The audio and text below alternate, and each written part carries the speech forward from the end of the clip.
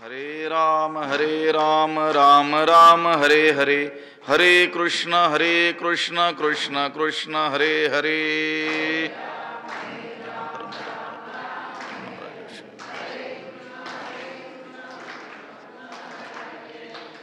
पुंडलीक वरदा हरि विठ्ठल श्री ज्ञानदेव तुकाराम, पंढरीनाथ भगवान की जय। माऊली ज्ञानेश्वर महाराज की जय।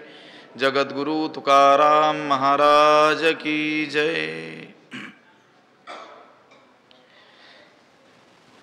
एवं परंपरा प्राप्त मिमं राजर्षयो विदुः, सकाले नेह महता योगो नष्ट परंतप। नमामि सद्गुरुं शान्तं सच्चिदानंद विग्रहं, पूर्ण ब्रह्म परानंद मीशमालंदी वल्लभम। नमो सद्गुरु तुकया ज्ञान दीपा, नमो सद्गुरु सच्चिदानंद रूपा, नमो सद्गुरु भक्त कल्याण मूर्ति, नमो सद्गुरु भास्करा पूर्ण कीर्ति। अखंड मंडलाकारं व्याप्तं येन चराचरं, तत्पदं दर्शितं येन तस्मै श्री गुरवे नमः। जयांचे केले स्मरण, होय सकळ विद्यांचे अधिकरण, तेची वंदू श्री चरण श्री गुरूंचे, ते नमस्कारोनी आता। एवं परंपरा प्राप्त मिमं राजर्षयो विदुः, सकाले नेह महता योगो नष्ट परंतप।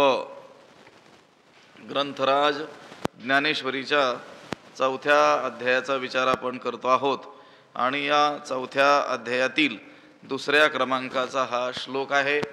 या श्लोकाचा अन्वय आणि अर्थ एकदा आपण पाहूयात।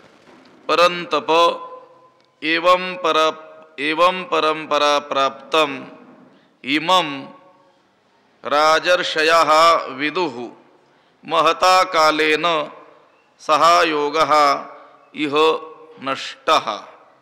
त्याचा अर्थ असा होतो, परंतप हे शत्रुतापना अर्जुना, एवं म्हणजे ह्या प्रमाणे, परंपरा प्राप्तम परंपरेनं प्राप्त झालेल्या, इमं ह्या म्हणजे ह्या योगाला, राजर्षयः विदुः राजर्षी लोकांनी जाणलं, म्हणजे राजर्षी लोक त्याला जाणत होते।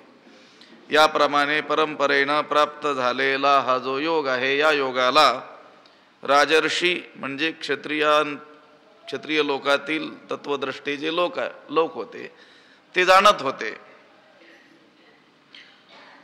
महता कालेन, परंतु दीर्घकाळानंतर, मध्यंतरी पुष्कळ काळ गेल्यानं, सहा योगः इह नष्टः, तो जो योग आहे तो या लोकातून लुप्त झाला। त्याचा अर्थ त्याचं अनुष्ठान कोणी करेनासे झाले, हा त्याचा काय आहे अर्थ आहे। भगवंतानं सांगितलं की हा अव्यय असलेला जो योग मी पूर्वी सूर्याला सांगितला, सूर्याने मनूला सांगितला आणि मनूने इक्ष्वाकूला सांगितला, असा हा परंपरेनं प्राप्त झालेला हा जो योग आहे, या योगाला राजर्षयः विदुः म्हणजे राजर्षी लोक जाणत होते। क्षत्रिय लोकांमधील जे तत्वद्रष्टे लोक होते ते या योगाला जाणत होते। त्यांनी त्या योगाचं काय केलं, अनुष्ठान केलं। परंतु मध्यंतरी पुष्कळ काळ गेल्यानं, महता कालेनं दीर्घकाळानंतर, सहा योग हा तो जो योग आहे, इह नष्टः या लोकातून लुप्त झाला। एवं परंपरा प्राप्त, परंपरेनं प्राप्त झालेला हा जो योग, भगवंतानं सांगितलं, मी सूर्याला सांगितलं, सूर्याने मनूला सांगितलं, मनूने इक्ष्वाकूला हेच तत्वज्ञान सांगितलं, असा हा परंपरेनं प्राप्त झालेला हा जो योग होता, ती जी परंपरा होती ती काय झाली, नष्ट झाली, लुप्त झाली। त्यामुळं हा जो योग आहे हा विच्छिन्न संप्रदाय रहित असा तो झाला. स्वरूपतः तो नष्ट झालेला नाही, पण तो गुरु शिष्य संप्रदाय विच्छिन्न झाला. जर तो पूर्णपणे नष्ट झाला असता तर जे क्षत्रिय कुळामध्ये जे ज्ञानी लोक, तत्वज्ञानी लोक, भीष्मांसारखे जे होते ते दिसले नसते. पण जी एक परंपरा होती, जी एक साखळी होती, तिच्यामध्ये काय झालं, तिच्यामध्ये बाधा निर्माण झाली.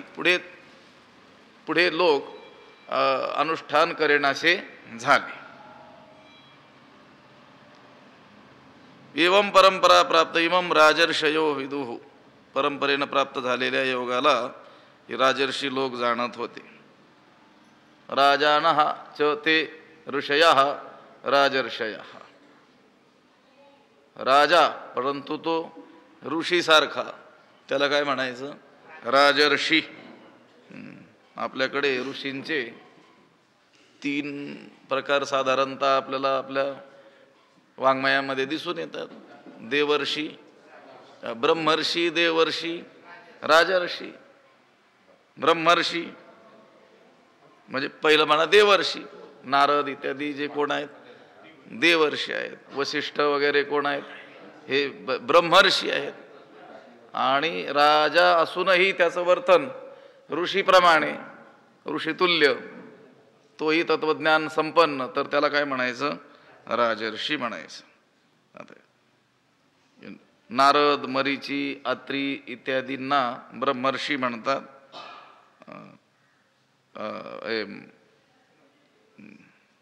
ते देवर्षी, नारद इत्यादी हे देवर्षी. वसिष्ठ वगैरे जे ऋषीमुनी आहेत ते ब्रह्मर्षी. आणि क्षत्रिय कुळातील जे आहेत ते राजर्षी. प्रथमतः ते राज्य करायचे, पुढे आपल्या पुत्राला ते राज्य सोपावून पुन्हा तपश्चर्यामय ते जीवन जगायचे. वनात जाऊन तपश्चर्या करायची, त्यांना म्हणायचं राजर्षी.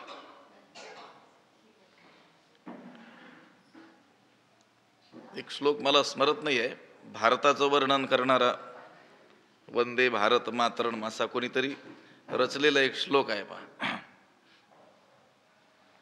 त्याचा अर्थ असा होतो की ज्या भारतमातेचं मुकुट हिमालय आहे आणि जिचे चरण कमळ रत्नाकर पद धवताम, तिचे चरण कमळ कोण धुतो आहे, समुद्र धुतो आहे. आणि जिच्या अंगावरती लेना आहे ब्रह्मराजर्षी रत्नाढ्याम वंदे भारत मातरम.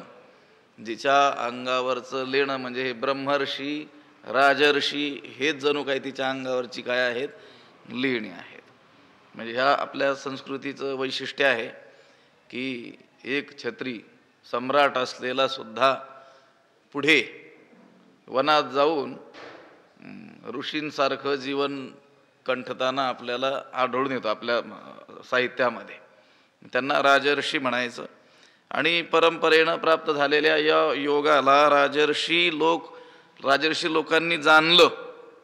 परंतु हे अर्जुना मध्यंतरी पुष्कळ काळ गेल्यानं या लोकातून हा संप्रदाय काय झाला, खंडित झाला. संप्रदाय रहित हा योग संप्रदाय रहित झाला. योग नाही लोपला, परंतु तो योग पुढे नेणारा जो संप्रदाय आहे किंवा जी परंपरा आहे ती काय झाली, खंडित झाली. एवं परंपरा प्राप्त मिमं राजर्षयो विदुः स काले नेह महता योगो नष्ट परंतप. मग आणिकही या योगाते राजर्षी जाहले जाणते, परी तेथोनी आता सांप्रते नेणिजे कोणी. मग आणिकही राजर्षी या योगाते जाणते जाहले, परी तेथोनी आता सांप्रते कोणी नेणिजे. मग आणिकही राजर्षी या योगाते जाणते झाले. मग पुढे आणखी काही राजर्षी या योगाला जाणणारे आणि त्या योगाला जाणून आचरण करणारे झाले.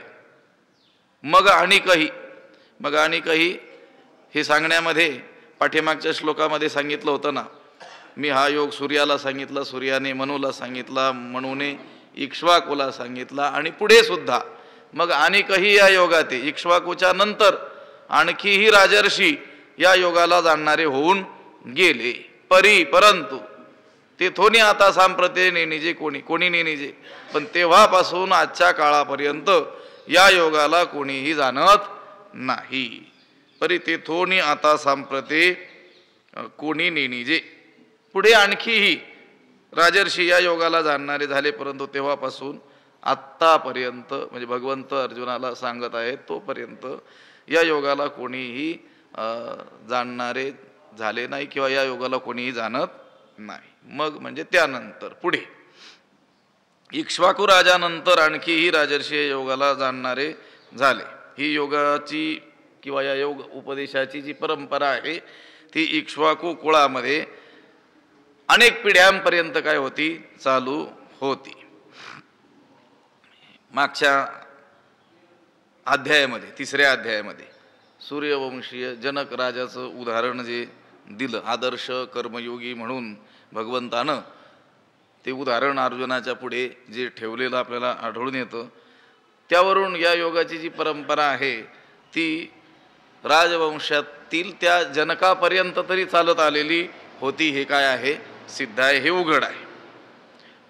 मग आणखीही या योगात राजर्षी झाले जाणत. इक्ष्वाकूच्या नंतर आणखीही राजर्षी या योगाला जाणणारे होऊन गेले.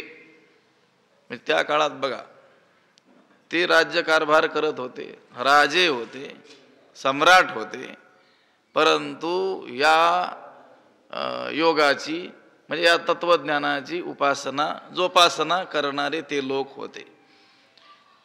अजूनही आपल्या या भारत भूमीमध्ये हे तत्वज्ञान राहिलं.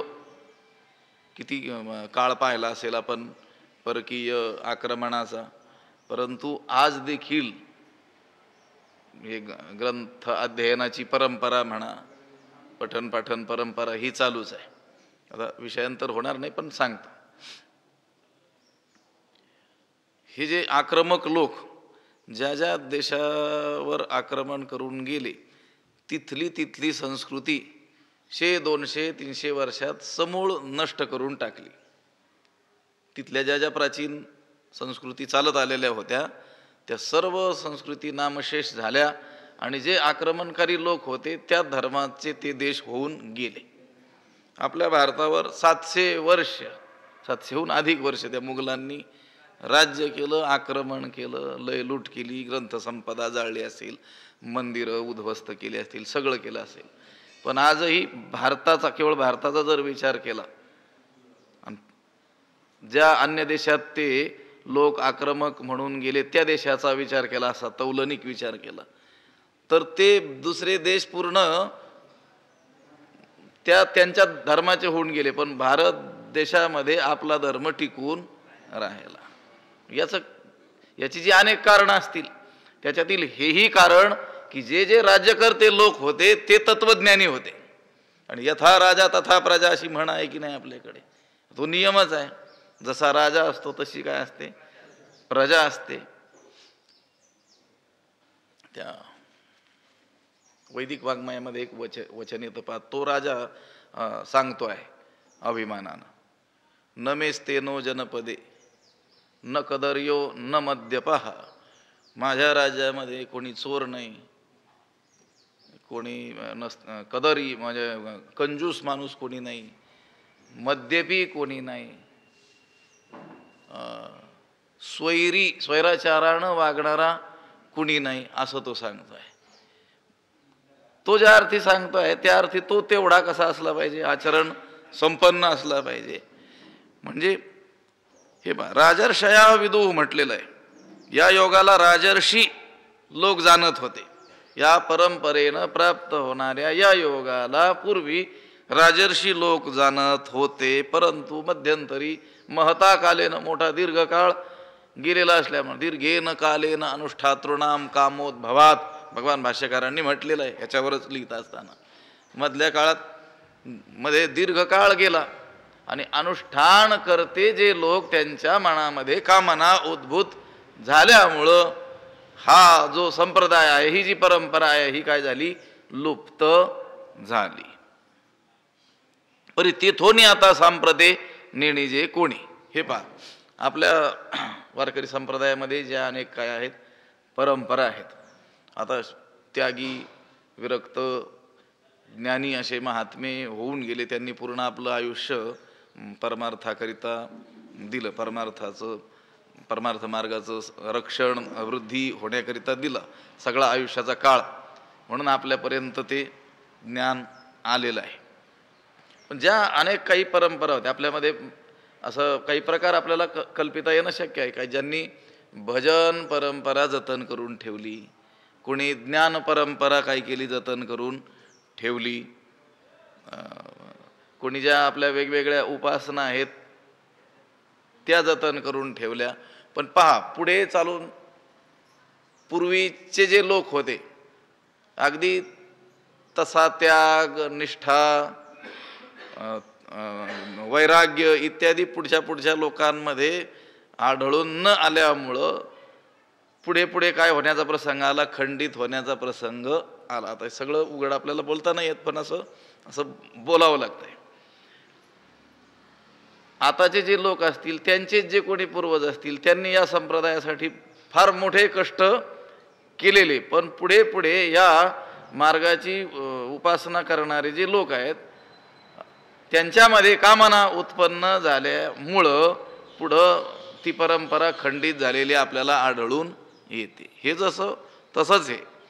मग आणखी या योगाते राजर्षी झाले जाणते. इक्ष्वाकूच्या नंतर आणखीही राजर्षी या योगाला जाणणारे होऊन गेले. खूप काळपर्यंत ही परंपरा चालत आली, पण परी तेथोनी आता सांप्रते नेणी जे कोणी. पण तेव्हापासून आजच्या काळापर्यंत या योगाला कोणीही जाणत नाही. मग का बरं असं घडलं? जर परंपरेनं हे ज्ञान आलेलं होतं, ही योगाची ही जी परंपरा अक्षुण्ण अशा रीतीनं चालत आलेली होती, राजा असून सुद्धा तो ऋषी तुल्य मानला जात होता, तो तत्वज्ञानाची जोपासना करत होता पिढ्या दर पिढ्या. पुढं याला कारण काय घडलं खंडित होण्याला, ही परंपरा छिन्नविच्छिन्न होण्याला? तर आचार्यांची जी पंक्ती मी बोलून गेलो, दीर्घेन कालेन अनुष्ठातृणाम कामोद्भवात. अनुष्ठानकर्त्यांच्या मनामध्ये पुढे पुढे चालून काय झाली, कामना उत्पन्न झाली. ते ज्ञानोबराय सांगतात सोप्या भाषेमध्ये, जे प्राणिया कामी भरू देहाची वरी आदरू मनोनी पडिला विसरू आत्मबोधाचा. जे जे म्हणजे कारण, ह्याचं कारण कशाचं? परी तेथोनी आता सांप्रते नेणी जे कोणी. पण तेव्हापासून आत्ताच्या या सांप्रत काळापर्यंत या योगाला कोणीही जाणत नाही. त्याचं कारण काय? जे म्हणजे कारण, ह्याचं कारण असं की जे प्राणिया कामी भरू देहाची वरी आदरू म्हणून आत्मबोधाचा विसरू पडिला. कारण प्राणिया म्हणजे प्राण्यांची कामी भरू विषय वासनांच्या ठिकाणी काय असल्यामुळं अतिशय आसक्ती, देहाची वरी आदरू देहावरच प्रेम जडलं म्हणून आत्मबोधाचा विसरू पडिला. आत्मज्ञानाचा आणि त्या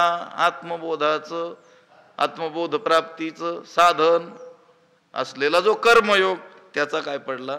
विसर पडला, योगाचा विसर पडला. म्हणून पडिला विसरू आत्मबोधाचा.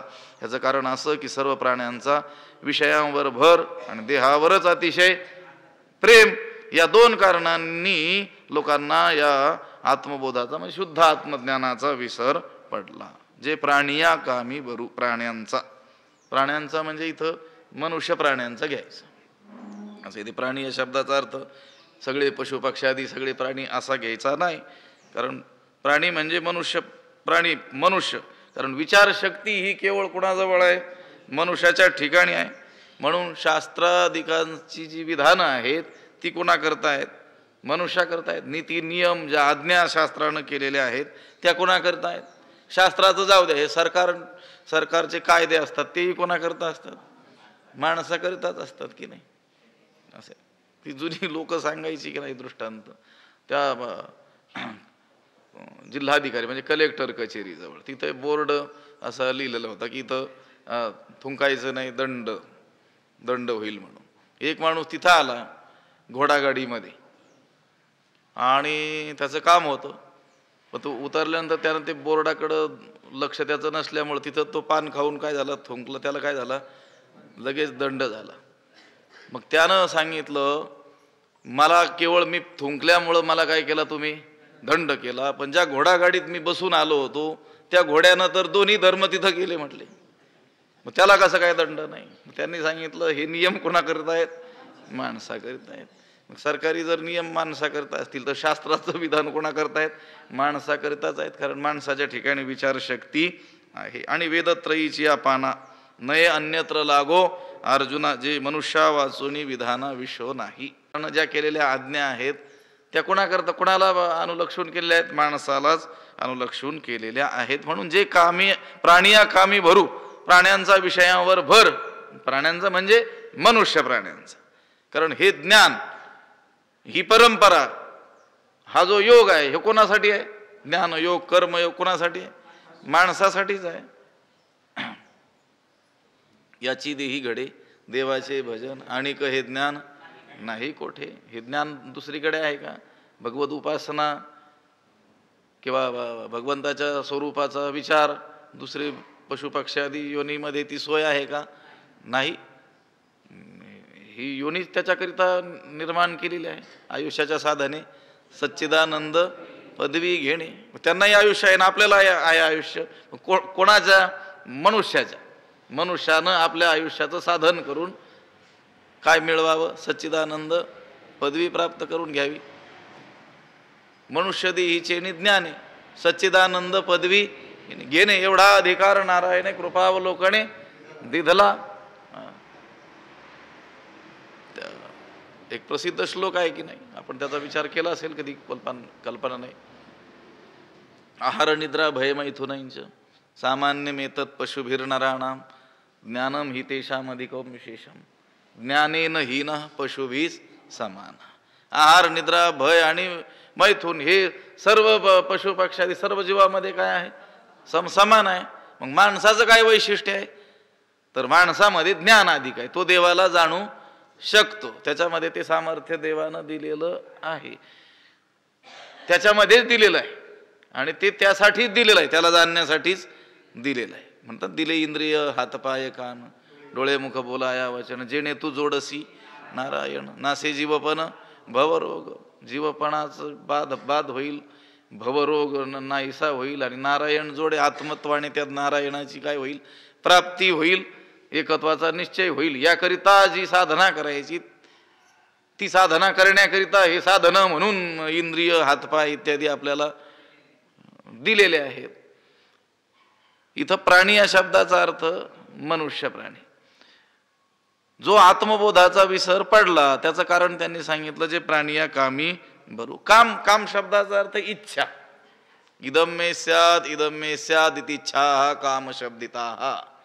हे मला हवं, ते मला हवं, ते मला हवं, अशी जी प्रबळ इच्छा आहे तिलाच काय म्हणतात, काम असं म्हणत असतात. हे पहा, अविवेकामुळं अहंकार आणि चिदात्मा यांचं काय होतं, ऐक्य. आणि त्या देहाच्या अहंकारामुळं हे मला असावं, याची मला प्राप्ती व्हावी, अशा प्रकारच्या ज्या इच्छा उत्पन्न होत असतात त्यांनाच काय म्हणत असतात, काम म्हणत असतात. विषय इच्छांना काय म्हणावं, काम म्हणावं.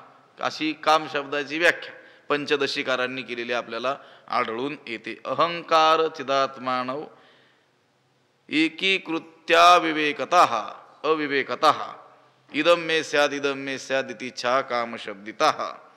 कामालाच अभिलाष असं दुसरंही काय आहे, नाव आहे. आपण बघून आलो विषय. म्हणे अर्जुना परियेसी, जो हा अभिलाषू प्रौढ मानसी, तो अंतराय स्वसुखेसी करीतू असे. प्रत्येक जणच आत्मस्वरूप आहेत. सुख हे आत्म्याचं काय आहे, स्वरूपच आहे. प्रत्येक जण सुखरूपच आहे, पण प्रत्येक जणाला मी सुखरूप आहे याची अनुभूती आहे का, नाही आहे. मग प्रत्येक जण आत्मरूप आहे, प्रत्येक जण सुखरूप आहे, त्याला सुखाकरता दुसरीकडे जाण्याची आवश्यकताच नाही, तोच सुख स्वरूप आहे. पण मग त्या सुखाची अनुभूती का नाही, त्याच्यामध्ये कोण अंतराय निर्माण करतंय, कोण अडथळा ठरतंय, तर हा अभिलाष म्हणजे काम. म्हणे अर्जुना परियशी, जो हा अभिलाषू प्रौढ मानसी, मनामध्ये असलेला हा प्रौढ अभिलाष म्हणजे तीव्र विषयेच्छा, तीच काय करते, अंतराय स्वसुखेसी करीतो असे.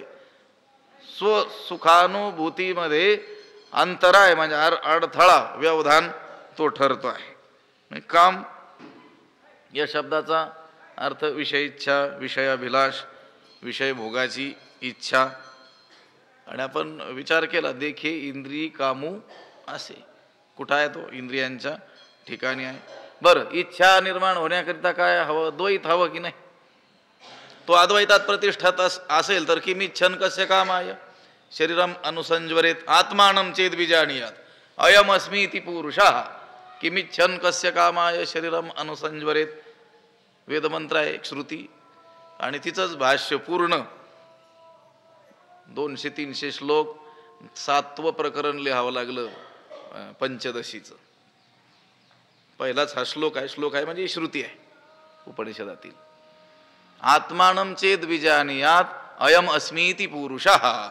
जर कोणी त्या आत्म्याला हा आत्मा माझं स्वरूप आहे अशा रीतीनं जाणेल तर किमिच्छन, कशाची इच्छा करील तो, कस्य कामाय, कशासाठी करील तो, काम नाही झालो पाही रिकामा असं म्हणेल की नाही तो.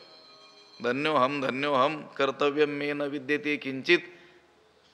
मला आता काही कर्तव्य उरलेलं नाही, कारण आता मी धन्य झालो, मला कोणतंही कर्तव्य उरलं नाही. का उरलं नाही, कर्तव्य तोपर्यंतच शेष आहे जोपर्यंत काही प्राप्तव्य शेष आहे. त्याचं कारण सांगतो, तो म्हणतो धन्योहम प्राप्तव्यम सर्वमाद्य संपन्न.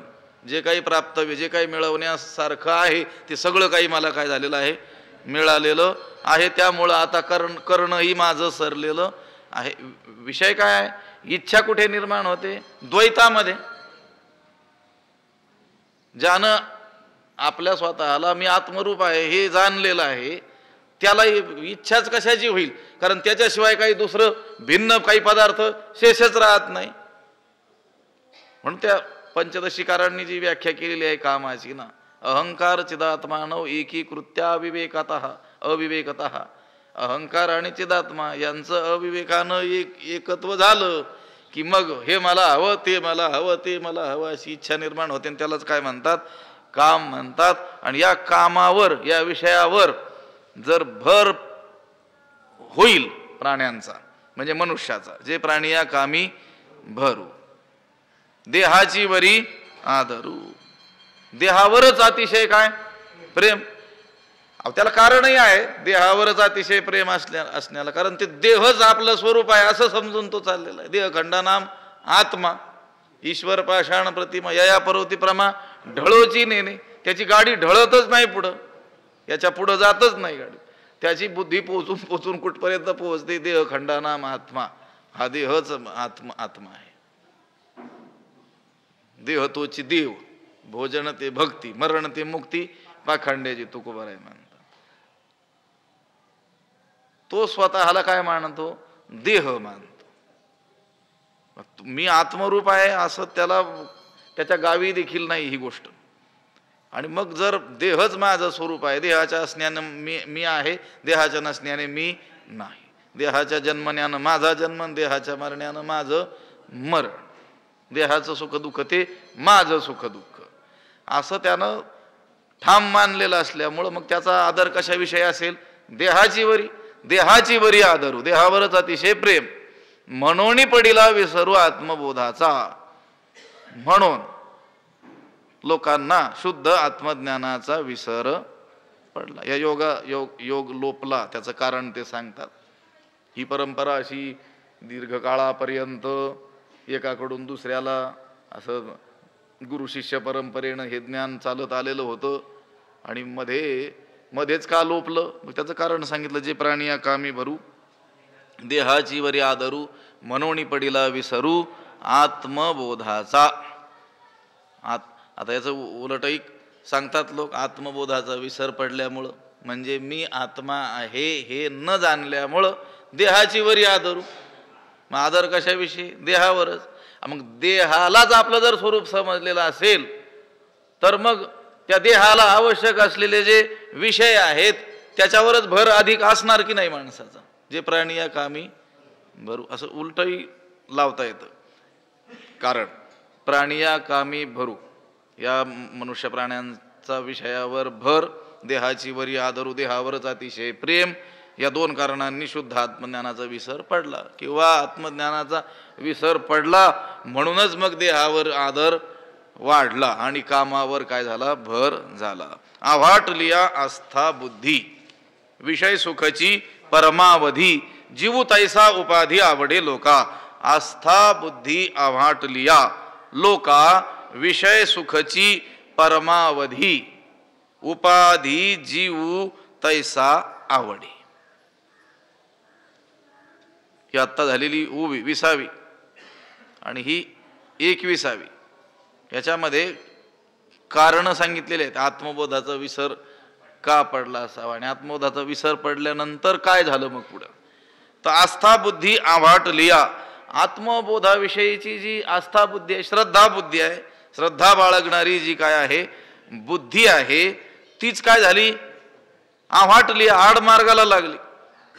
ती बुद्धी जी होती, आत्मबोधाविषयीची जी बुद्धी होती, श्रद्धा बुद्धी होती, तीच काय झाली, आडमार्गाला लागल्यामुळं लोका विषय सुखची परमावधी, लोकांना विषय सुखच परमावधी, अखेरची सीमा, त्यालाच इति कर्तव्यता, विषय सुखच श्रेष्ठतेची जणू काही मर्यादा आहे असं वाटू लागतं.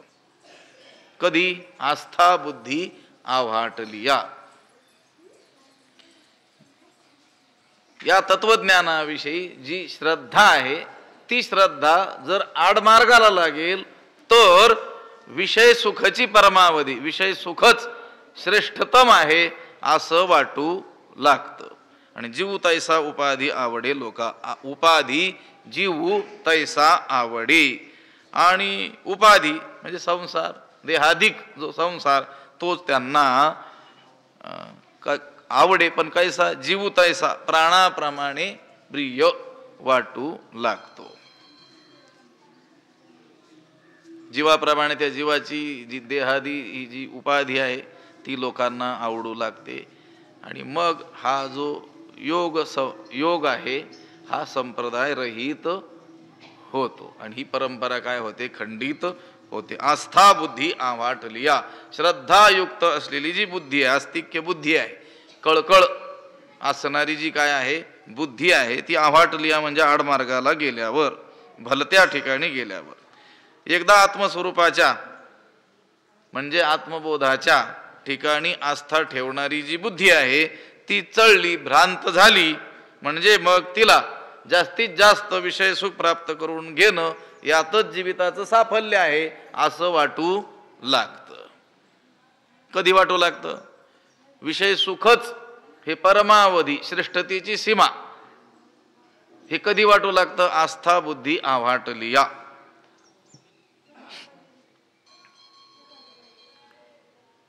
आस्था शब्दाचा अर्थ श्रद्धा.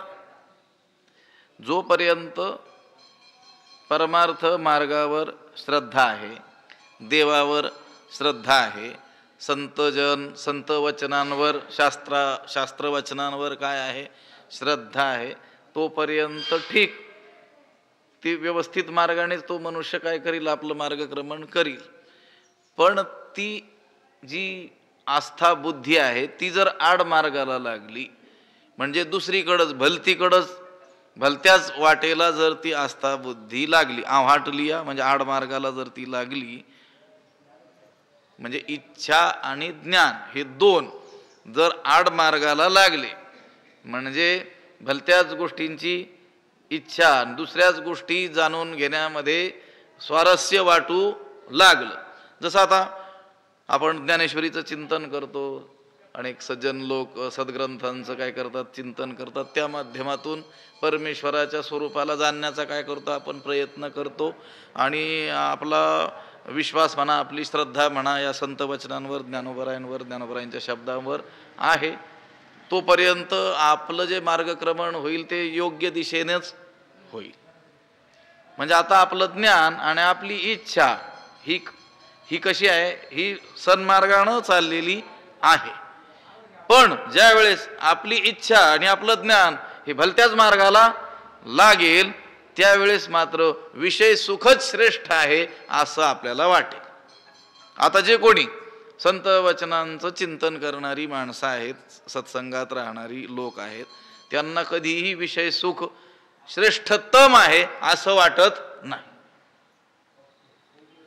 पूर्णपणे विषय वैराग्य त्यांच्या अंगी बांधलेलंच असेल असंही जरी नसलं तरी देखील या विषयांपेक्षा श्रेष्ठ सुख परमात्म सुख आहे एवढं तर त्यांनी मान्य केलेलं असतं. म्हणून तर मग त्याच्या प्रयत्नात असतात की नाही लोक. मग आपलं घरदार सोडून, सांसारिक सुख कर्तव्य सोडून लोक या मार्गाला का आलेले आपल्याला दिसतात.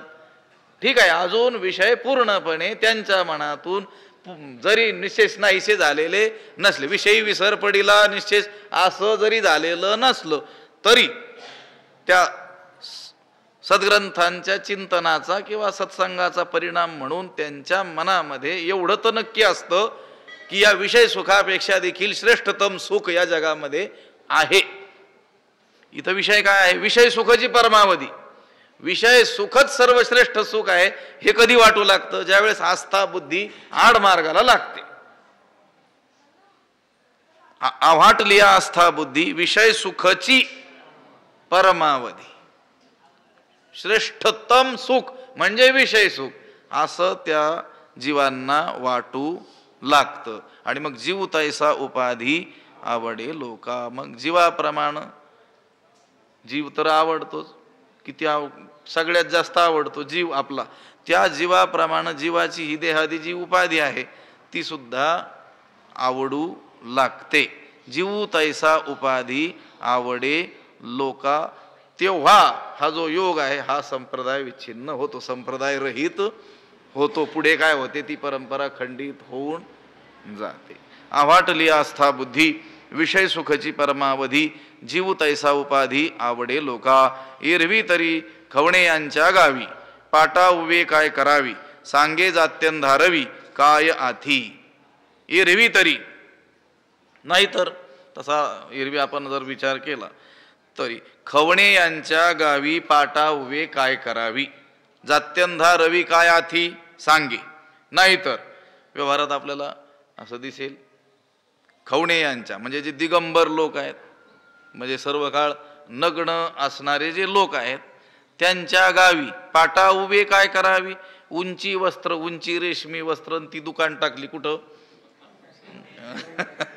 जे कपडेच घालत नाहीत, म्हणजे ज्यांना कापडाचा रुमाल देखील नको आहे, त्या गावात काय केलं यानं?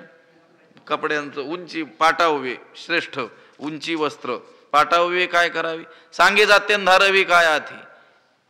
किंवा जन्मांध जो आहे, जात्यंध जो आहे, त्याला सूर्य काय होय, त्याला सूर्याचा काय उपयोग.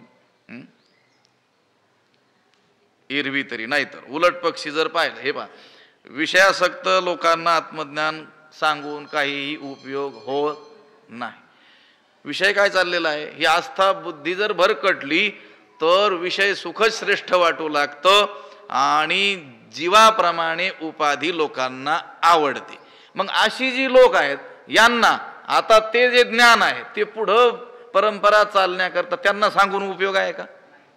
बरं, एखाद्याने प्रयत्न केलाच की बाबा ही परंपरा चालली पाहिजे, भले आता हे सांगण्याचे अधिकारी नसतील तरी देखील मग आता हे खंडित होऊ नये म्हणून आपण काय करूया, यांना हा योग सांगूया. नाही, हे सांगण्याकरिता हे उदाहरणं दिलेली आहेत दोन. असं आहे. एरवी तरी खवणे यांच्या गावी पाटा उभे काय करा. एक श्लोक आहे पहा, त्याच्यातही हाच आशय आलेला आहे. वक्तारहा किम करिष्यन्ति श्रोता यत्र न विद्यते नग्न क्षपणके देशे रजकः किम करिष्यति. असं आहे. हाच विषय आलेला आहे. ते दोन सांगितले त्याच्यामध्ये. ते म्हणाले मोठे वक्ते आहेत, आहे ना, म्हणून वक्ता दस सहस्रीश्वासा. श्रेष्ठ कोणीतरी काय आहे? वक्ता आहे. अनेक वक्ते आहेत, पण ते कुठे गेले? जिथं श्रोतेच नाही. वक्तारहा किम करिष्यन्ति. वक्ते काय करतील जर कोण नसतील? श्रोता यत्र नवी. एक श्रोता सुद्धा नव्हता. वक्ता तो वक्ताची नव्हे श्रोते नवीन. ज्ञानोबराय देखील म्हटले. उपयोग काय? मोठा श्रेष्ठ वक्ता जगातील, आणि त्यांना आणलं व्याख्यानाकरिता प्रवचनाकरिता, आणि पुढे कोणीच नाही. काय करतील मग ते? काहीच करू शकत नाही. तसंच नग्न क्षपणके देशे रजकः किम करिष्यती. नागवे लोकांच्या गावाला कोण गेला? धोबी गेला. त्याने दुकान टाकली कपडे धुण्याची. कपडेच नाही तर काय धुवायला टाकतील ते. तसं ह्या माणसानं काय केलं? उंची वस्त्र विकायला आणली. मोठी रेशमी वस्त्रांची दुकान तिथं थाटली. कुठं? इरवी तरी खवणे यांच्या गावी. खवणा शब्दाचा अर्थ आहे म्हणजे जैनपंथी नग्न म्हणजे दिगंबर. दिगंबर, दिशाच अंबर म्हणजे वस्त्र आहे ज्यांचं. ते सगळं त्यांचंच गाव होतं. आणि त्या गावामध्ये पाटा उभे काय करावी ना, एरवी तरी खवणे यांच्या गावी, त्या सर्व काळ नग्न राहणाऱ्या लोकांच्या गावामध्ये पाटा उभे उंची वस्त्र काय करावी. सांगे जात्यंधा रवी काय आधी, किंवा जन्मान झाला सूर्य काय होय. म्हटले सूर्य उगवला बघा, हा उगवता सूर्य किती छान दिसतो. लोक पाहायला जातात की नाही? कुठे काही स्थळं असतात, पर्यटन स्थळं. उगवणारा सूर्य, आस्थाला जाणारा मावळणारा सूर्य पाहायला. त्या जन्मान झाला त्याचा काय उपयोग? अजून उदाहरण दिले ज्ञानोबा. एकदा उदाहरण द्यायला लागले, खूप देत असत. का बहिर्यांच्या आस्थानी कवण गीता ते मानी, की कोल्ह्या चांदणी आवडी उपजे. का बहिर्यांच्या आस्थानी, का म्हणजे अथवा किंवा बहिर यांच्या आस्थानी, बहिर्यांच्या सभेत. सभा होती, कोणाची सभा होती? बहिऱ्या लोकांची. सगळे बहिरे लोक एकत्र केलेले होते.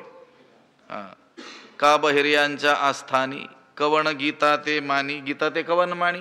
आणि तिथं कोणीतरी श्रेष्ठ गायक आणला होता.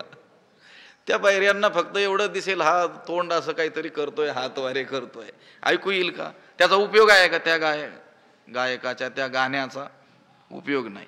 कवण गीता ते मानी, गाण्याला कोण मानतो? कोण? बहिर्यांच्या सभेत गाण्याला कोण मानणार आहे? कवण गीता ते, गीता ते कवन मानी, कोण मानेल? की किंवा आणखी उदाहरण, कोल्ह्या चांदणी आवडी उपजे. कोल्ह्या चांदणी आवडी उपजे. त्या कोल्ह्याला चांदण्याविषयी कधी प्रेम निर्माण होईल का? त्या कोल्ह्याला कधी चांदण्या आवडतील का? नाही. पै चंद्रोदया आरवते, जयाचे डोळे फुटती असते, ते कावळे केवी चंद्रा ते ओळखती. पै चंद्रोदया आरवते, जयाचे असते डोळे फुटती, ते कावळे चंद्रा ते केवी ओळखती. पै चंद्रोदया आरवते. पहा बरं, चंद्रोदया आरवते, चंद्रोदयाच्या पूर्वीच जयाचे, ज्याचे असते डोळे, असलेले डोळे म्हणजे चांगलं पाहू शकणारे डोळे, फुटती फुटतात म्हणजे निरुपयोगी होतात, ते कावळे चंद्रा ते केवी ओळखती. ते कावळे चंद्राला कसे जाणणार? कोणते कावळे? की जे कावळे चंद्रोदयाच्या पूर्वीच त्यांचे असलेले चांगलं बघू शकणारे डोळे सुद्धा काय होतात? निरुपयोगी होतात. चंद्रोदयाच्या अगोदर, चंद्र उदयाला येतो न येतो तोच अगोदरच त्याचे डोळे काय होतात? निरुपयोगी होतात. ते कावळे चंद्राला कसे काय ओळखतील? आता हे उदाहरण काय कावळ्यांसाठी दिलेलं नाही आहे. त्या गोल्यांसाठी दिलेलं नाही, त्या बहिऱ्यांसाठी दिलेलं नाही, जात्यंध लोकांसाठी दिलेलं नाही, त्या नग्न लोकांचं गाव त्या नग्न लोकांसाठी दिलेलं नाही आहे. त्यांनी जरी उदाहरण वाचलं तरी ते काय त्यांचा धर्म सोडतील का? नाही सोडणार. त्यांच्यासाठी उदाहरण नाही आहे, ते त्यांच्या धर्मात पक्के आहेत. हे उदाहरण ज्ञानोबारायांनी दिलेलं आहे. असे काही लोक असतात, मग त्यांना त्या ज्ञानाचा काय उपयोग? त्यांना सांगितलं तरी ते ज्ञान पुढे परंपरेनं अक्षुण्ण रीतीनं जाईलच असं नाही. खंडित का झालं याची ती कारण ज्ञानोबाराय सांगत आहेत. पै चंद्रोदया आरवते, जयाचे डोळे फुटती असते, ते कावळे किवी चंद्रा ते ओळखती. चंद्रोदय होण्यापूर्वी ज्याचे असलेले डोळे फुटतात म्हणजे ज्याच्या डोळ्यांना दिसत नाही, ते कावळे चंद्राला कसे ओळखतील? तैसी वैराग्याची शिव न देखती, विवेक जे विवेकाची भाष नेणती, ते मूर्ख केवी पावती मज ईश्वराते. तैसे जे वैराग्याची शिव न देखती, विवेकाची भाष नेणती, ते मूर्ख मज ईश्वराते केवी पावती. तैसे म्हणजे त्याप्रमाणे. त्याप्रमाणे म्हणजे एवढी जी उदाहरणं सांगितलेली आहेत, नग्न क्षपणक खवणे यांच्या गावी एक, जात्यंधा रवी बैर्यांच्या स्थानी, कोल्ह्या चांदणी चंद्रोदया आरवते जयाचे डोळे फुटते तो कावळा. किती उदाहरणं सांगितले? 5. तैसी वैराग्याची शिव न देखती. त्याप्रमाणे ज्यांनी वैराग्याची, वैराग्यरूपी नगराची, त्या शहराची, त्या गावाची शिव ही पाहिलेली नाही. म्हणजे वैराग्याच्या गावात जाऊन राहिले ती गोष्ट बाजूलाच, त्या गावात प्रवेश केलाय की काय ती ही गोष्ट बाजूला. शिव खूप दूर असते. हा, वेश नाही म्हटलंय, शिव म्हटलं. वेश ही गोष्ट वेगळी, ती गावात प्रवेश करते वेळी ती वेश. आणि त्या गावाचं जे काही शिवार असेल, क्षेत्र, त्याची सीमा जिथून सुरू होते दुसऱ्या गावाचं क्षेत्र लगत असलेलं त्याला काय म्हणतात? शिव. म्हणजे वैराग्याचा ज्यांचा काडीचाही संबंध नाही, त्या वैराग्य रूपी गावाच्या शिवेलाही जे पोहोचलेले शिवेलाही शिवलेले नाही. लक्षात जे तैसी वैराग्याची शिव न देखती, जे विवेकाची भाषणे न ती, विवेकाचं नाव देखील ज्यांना ठाऊक नाही, विवेकाची भाषा, आत्मा अनात्म विचाराची भाषाच ज्यांना समजत नाही, ठाऊकच नाही.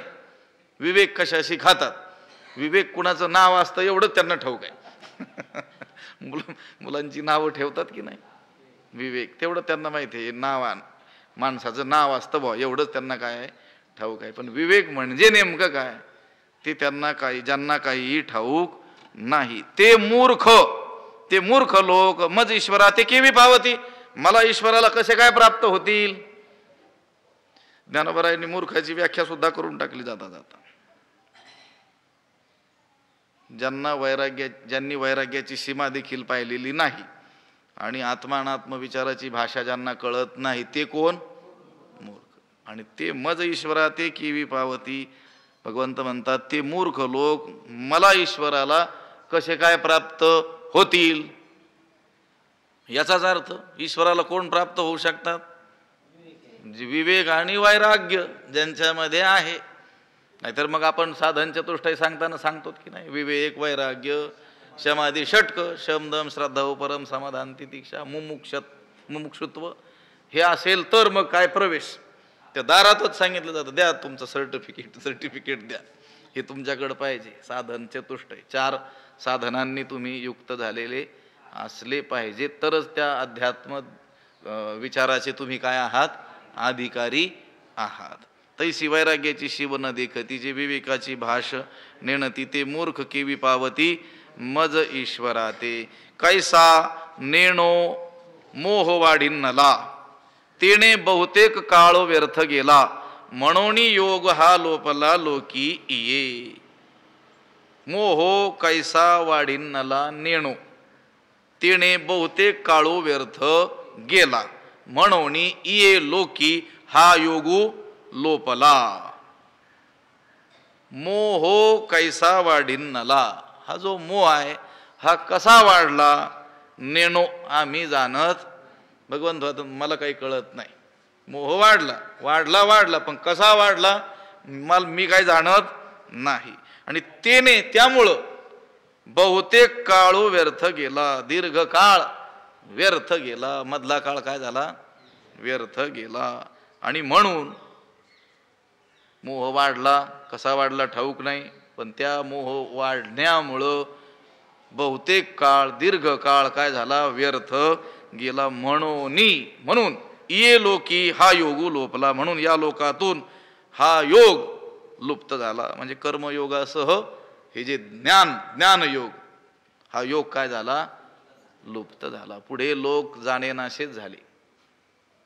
म्हणजे आपण जन्माला का आलो, आपलं साध्य काय आहे, ध्येय काय आहे, प्राप्तव्य काय आहे, आणि ते कर्तव्य काय आहे, भगवंत कोण, त्याचं स्वरूप काय, जीवाचं स्वरूप काय, जगताचं स्वरूप काय, त्या देवाच्या प्राप्तीची साधना काय आहे, हे जाणेनाशेच झाले लोक पुढे. म्हणून योग हा लोपला लोकी. आपण ज्ञानोबरायांची आरती करतो की नाही, लोपले ज्ञान जगी. हित नेणती कोणी, अवतार पांडुरंग नाव ठेविले ज्ञानी. हित नेणती कोणी, कोणीही आपलं नेमकं हित, पारमार्थिक कल्याण, श्रेय आपलं कशात आहे हे कोणी जाणत नाही. बघा या मुलाबाळांमध्ये धनसंपत्ती, सत्ता, प्रतिष्ठा मिळवण्यातच आपलं काय आहे, हित, असंच लोक मानू लागले. म्हणून भगवंताला अवतार घेऊन पुन्हा ज्ञानोबरायांच्या रूपानं काय करावं लागलं, हे ज्ञानाचा पुन्हा काय जीर्णोद्धारच करावा लागला. ज्ञानाचाच काय केला, जीर्णोद्धार ज्ञानोबरायांनी केलं. त्या अभि अमृतानुभवाचा आता कधीतरी योग येईल.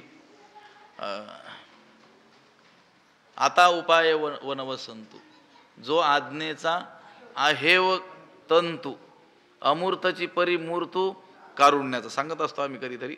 जो आज्ञेचा आहेव तंतू, ज्ञानोबराय आपल्या श्रीगुरूंचं वर्णन करतात, निवृत्तीनाथ महाराजांचं. आमचे श्रीगुरू कसे आहेत, उपाय वनवसंतु सोडून आत्ताच्या पुरतं घेऊया.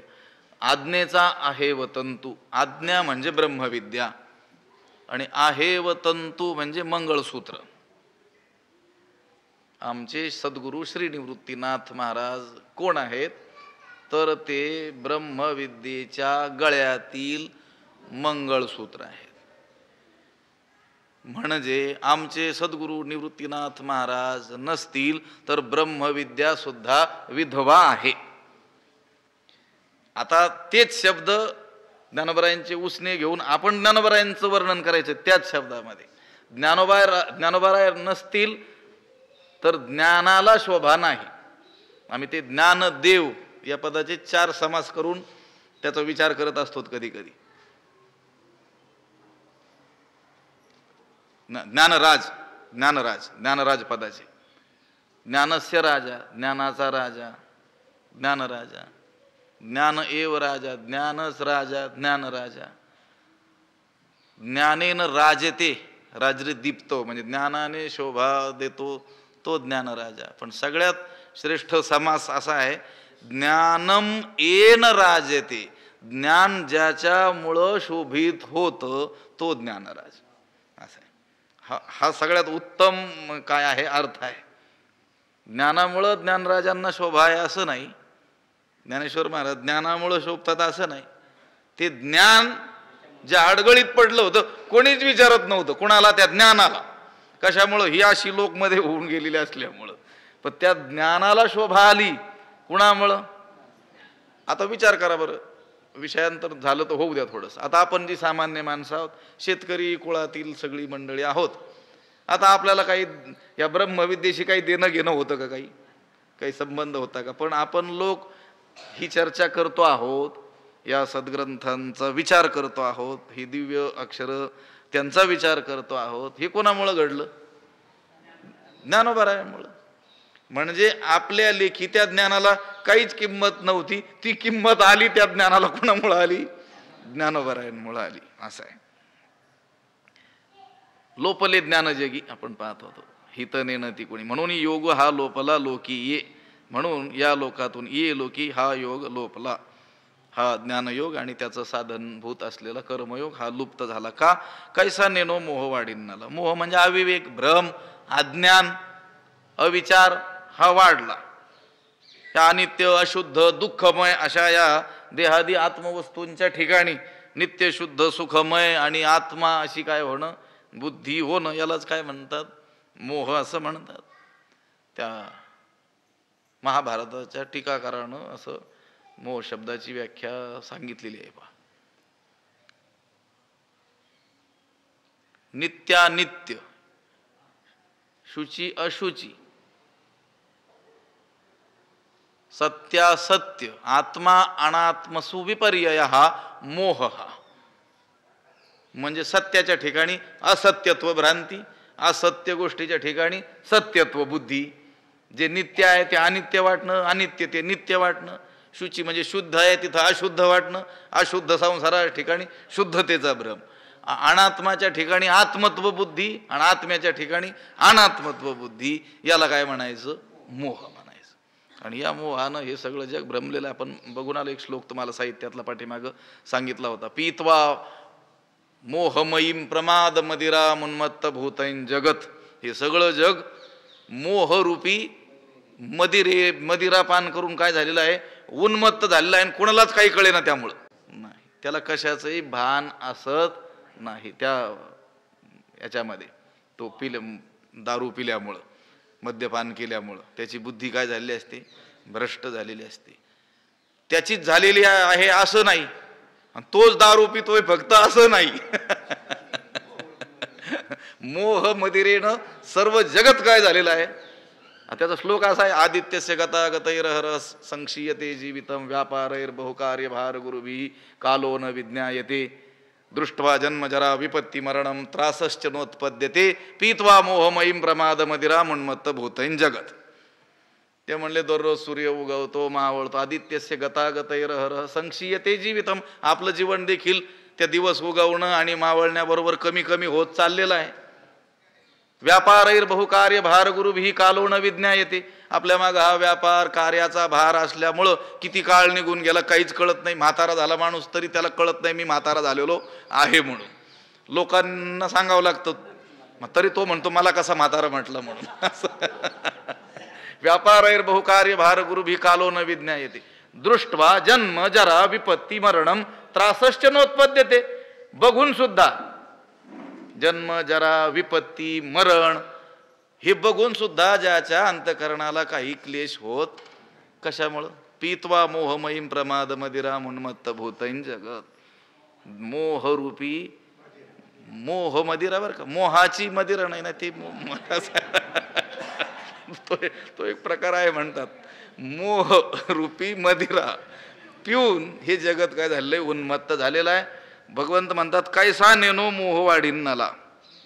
आणि त्यामुळं तेने बहुतेक काळ व्यर्थ गेला. म्हणून योग हा लोपला लोकी ये, म्हणून ये लोकी हा योग लोपला. इतका अज्ञान कसं वाढलं, इतका मोह कसा वाढला काही कळत नाही.